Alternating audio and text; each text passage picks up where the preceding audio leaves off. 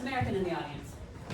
American. You guys can raise your hands too. Oh, well, that's why I was in the audience. Okay, I'll raise my hand. Okay, a few Americans. Yeah. Who already knew who William Kunstler was before they came to see the show? Good question. Okay, not many. So you a lot of new. Wow. Great.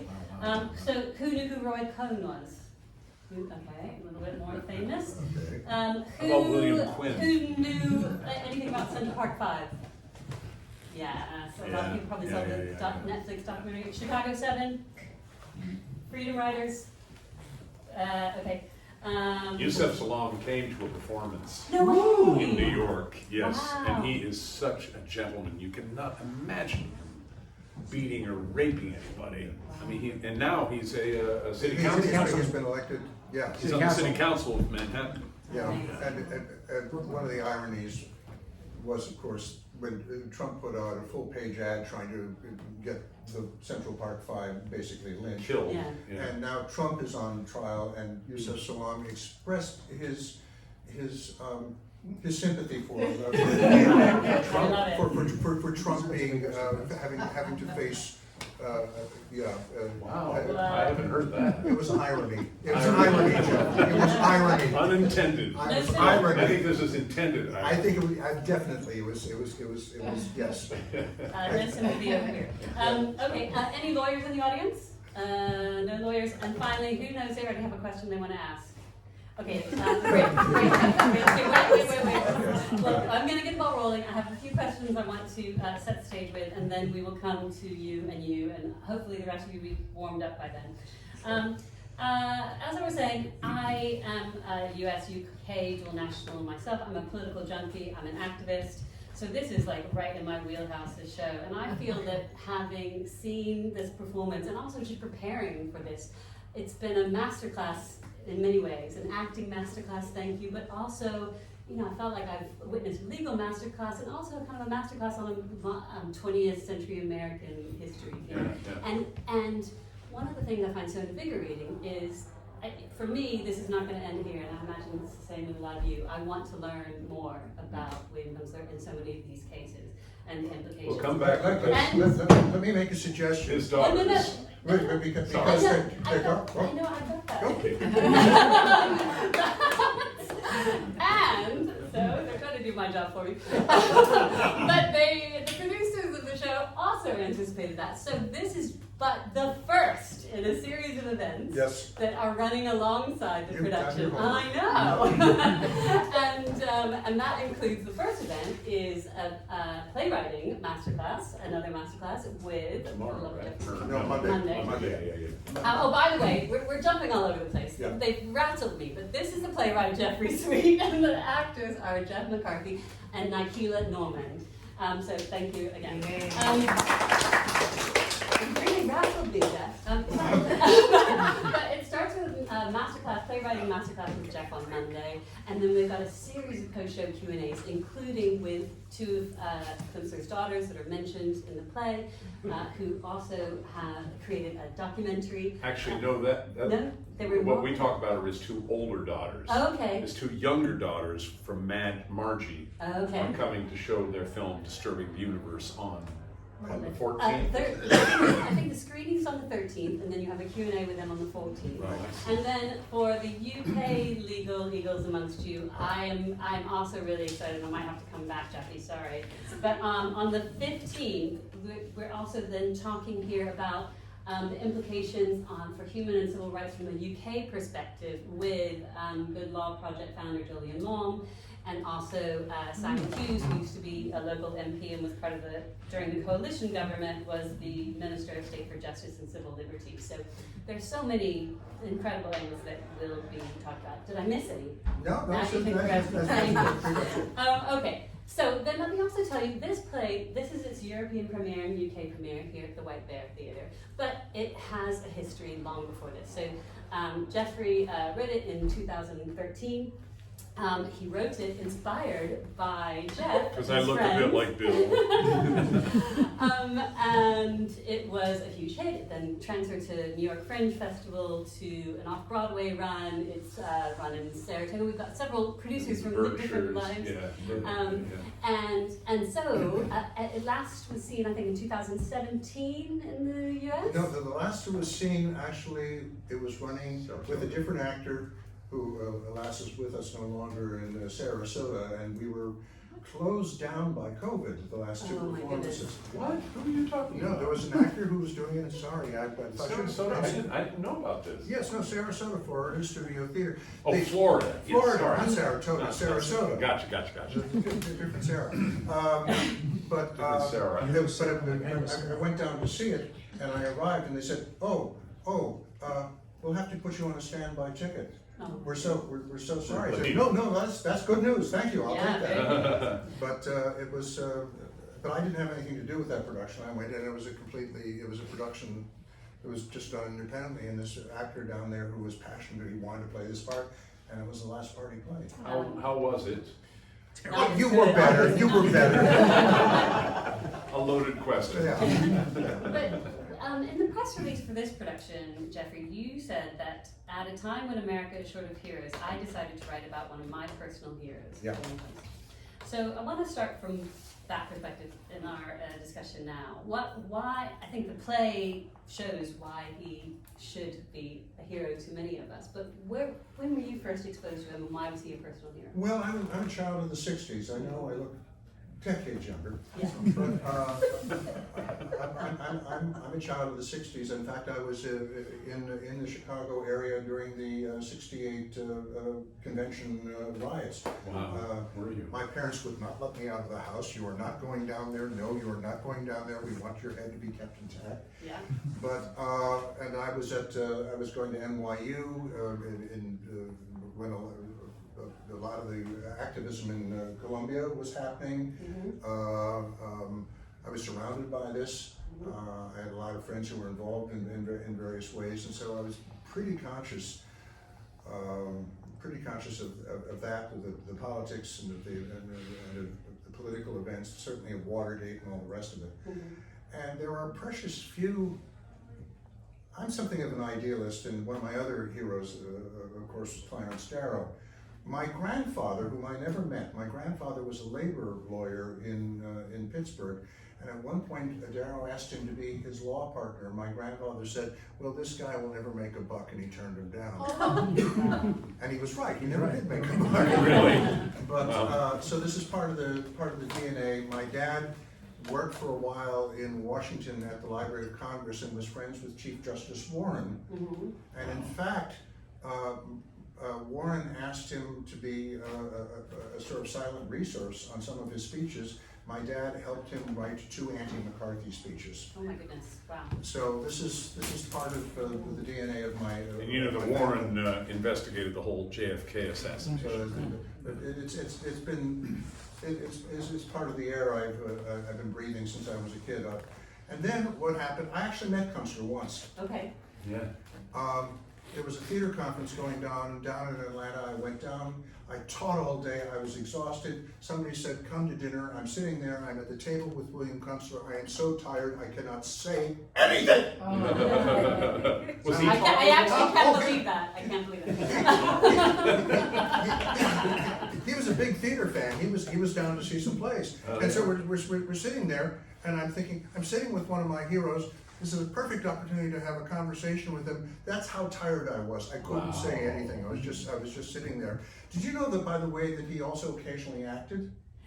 He played himself on Law and Order. Law and Order, and the Morrison film, right? Well, he played a judge in the film about Jim Morrison, but he played himself on Law and Order. Sam Waterston said, "Boy, we've got a tough opponent on this case. We're facing William Kunstler." And you know something? He was lousy as himself.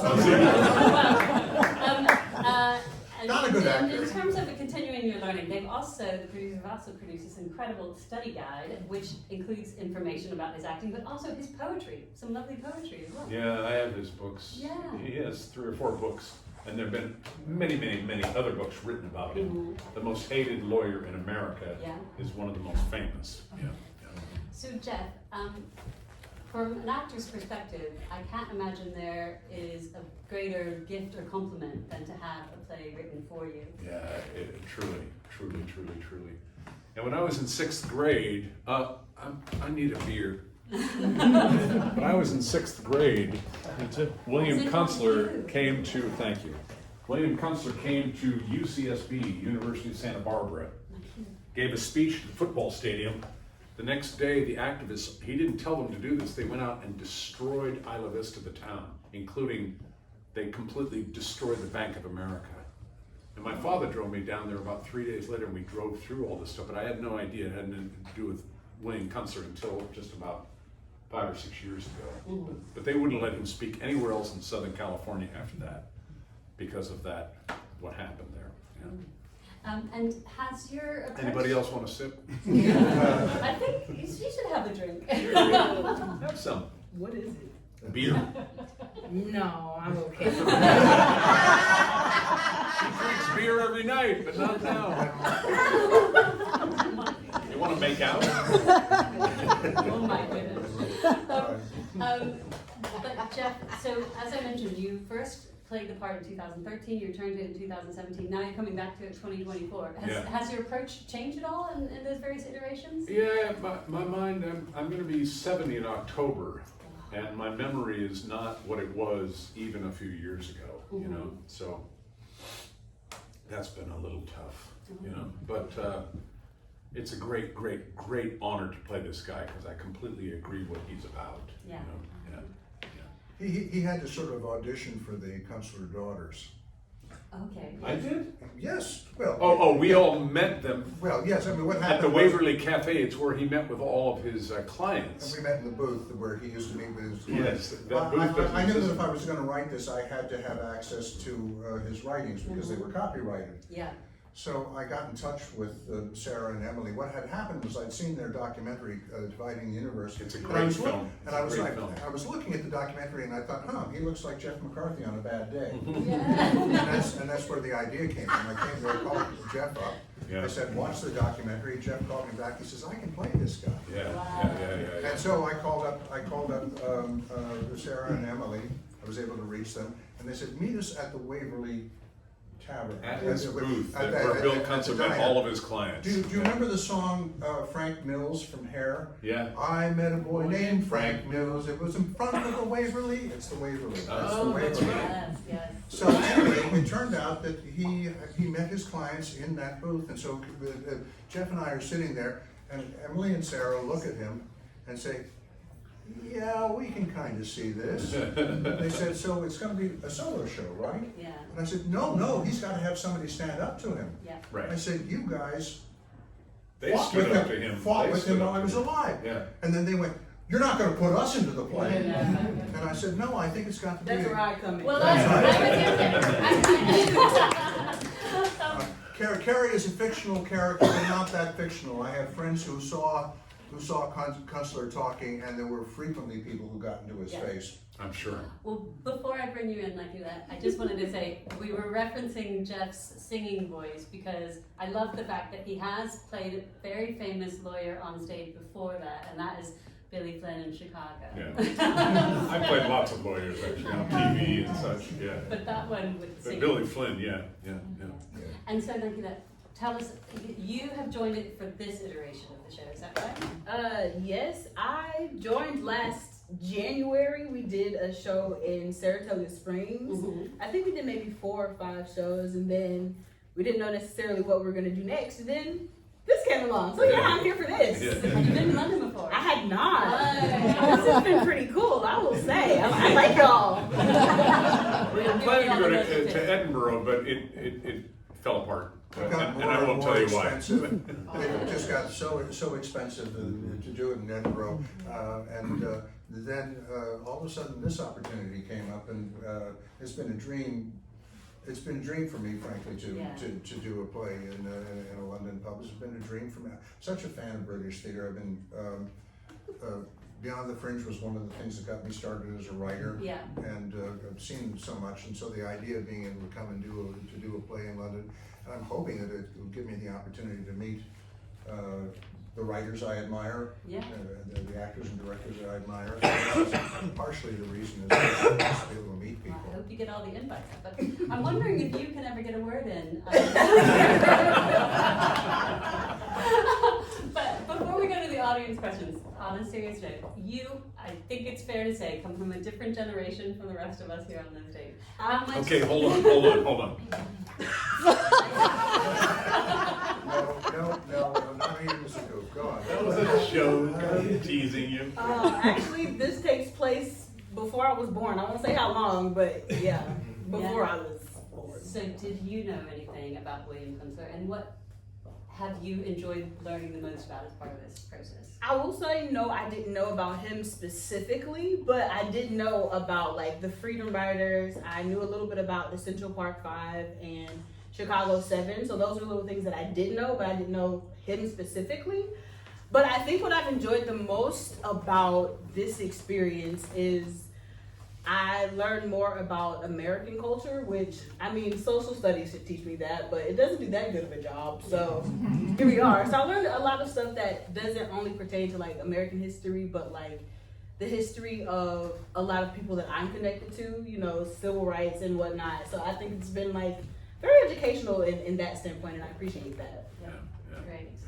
Okay, audience. Let's start second row here. Oh, hi. Hi. Happy birthday. And thank you so much. I've enjoyed the production enormously. I think you're all fabulous. I've come as an absolute ignoramus, so I didn't know anything, I'm afraid, about Kunstler, but the impression I got was that everything that he did was superb, so I was a bit confused as to why on this occasion there was such a rally outside Good of question. anti-protesters. So I'd like to know what that Because he was took on very unpopular clients. He took on a couple of Muslims accused for the first attack on the World Trade Center. He defended John Gotti, who was widely known to be a murderer. A murderer. A mob boss. And he took on Gotti because Gotti was going to pay him a ton of money, which would then subsidize all of his free stuff. But But that's not why he did it. No, it's not. He did it because everyone deserves a defense. It needs to be laid out. But if you have a defendant who can pay you tons of money that will subsidize Can't hurt. that's Can't hurt. Yeah. I also think an interesting point about this, I found it really fascinating. There's some great things on YouTube, historic archival footage of Kunstler. And there's this one interview that he did with the TV presenter Dick Cavett in 1989, Yes, I've so seen a that few years before the play is set. And he says this great quote that that activists run out of. Dick Cavett was saying, like, I lived through the '60s, but the '80s, you know, and the early '90s, you know, it's not a troubled time anymore. It was troubled in the '60s.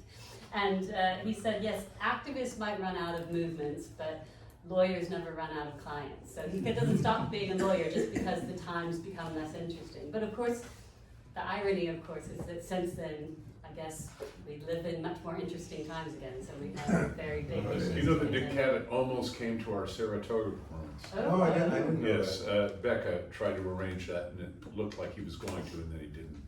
But I would love to have met him. But to your point, my sense in what they're saying is that basically he didn't have the big issues, as you say in the play, he didn't have the big issues later in his career as he did in the 60s. Yeah, Right. Politically, in the general public, things sort of ran out of. My theory, and I've got lots of them. My theory is that there were a lot of mass movements in the '60s that were challenging orthodoxies and challenging established power. You know, the church, the government, the military, all these sorts of things. And instead of people saying, "Oh, we won," and having clear victories, Watergate came along, and that was the final cynicism. Yeah. And then people stopped rallying together, and they said, "Okay, there's nothing we can trust outside ourselves, so I'm going to go inside myself." And then you start having all these self-help things. You had EST, and you had you know, people just went into themselves instead of, and it was institutionalized selfishness and movements of individualization and technology. And there's an amazing, if you guys know the British documentary maker Adam Curtis, his documentary series on the iPlayer, which is exactly this point. He agrees with you. Yes, gentleman in the second row. Do you think he would have ever defended Roy Cohn or McCarthy or Trump? Good question. I think only if he thought that they were being treated unjustly, but I don't think You don't think he would have thought they would have deserved a robust defense? What were you telling me about his thing with Trump just before we started this? What was I telling you? That he wrote something? No, he's dead. What am I talking about? No. The whole piece on Trump and the sort of the post lecture that has been added since the previous version. Yes. This is the new. We just added that. Yeah, which is. What the heck was I? Sorry. It's one of the things that I wanted to do was.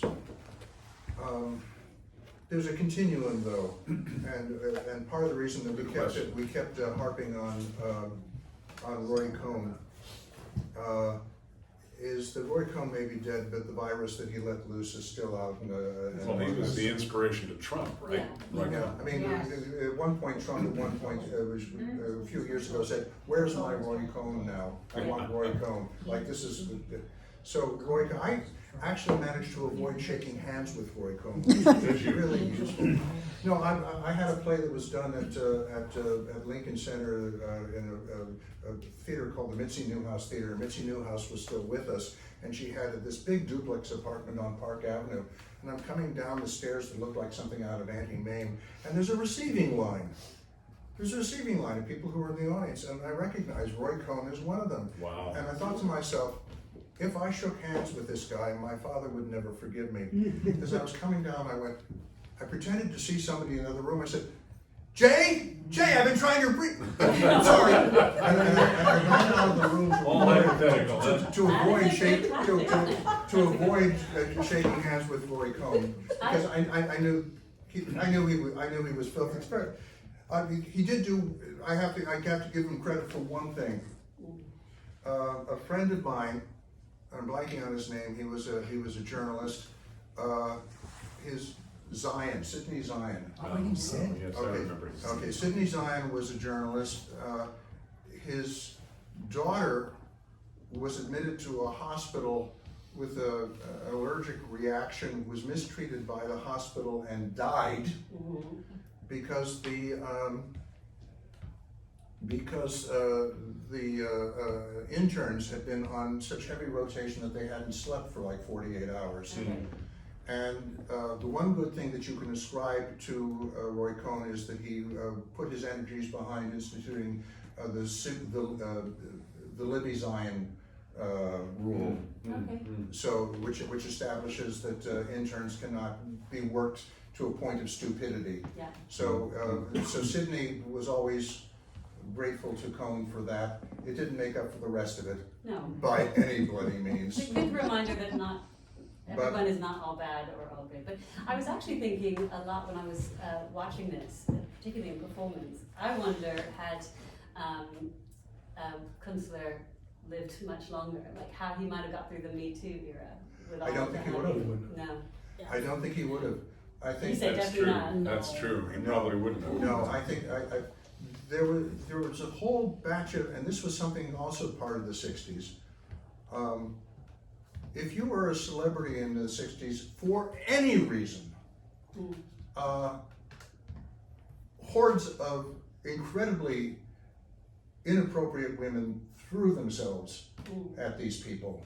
And you had to have real fortitude to not be a jerk.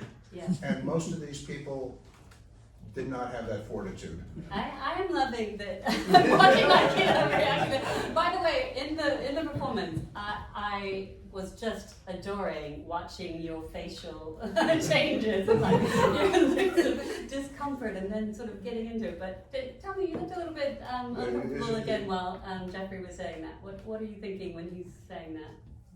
Just, kind of agreeing with the fact that I don't think William Kunstler would have gotten through the Me Too or just the cancel culture in general. Because I know y'all saw a lot of the stuff that he said and did, and I know my generation you know, maybe one time, okay, 2 times, but just in this scenario, there are like 5 or 6 things that I know outside of this play I would have had issues with myself. So yeah, I don't think he would have. Several of my friends have written to me saying, God, I wish he was alive now for the Palestinian-Israeli thing. Okay, so this is something I'm sure are on people's minds. So obviously the protests that we are seeing a lot in the press here as well.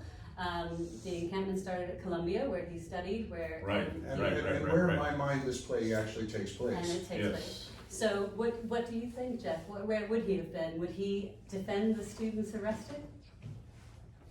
Good question.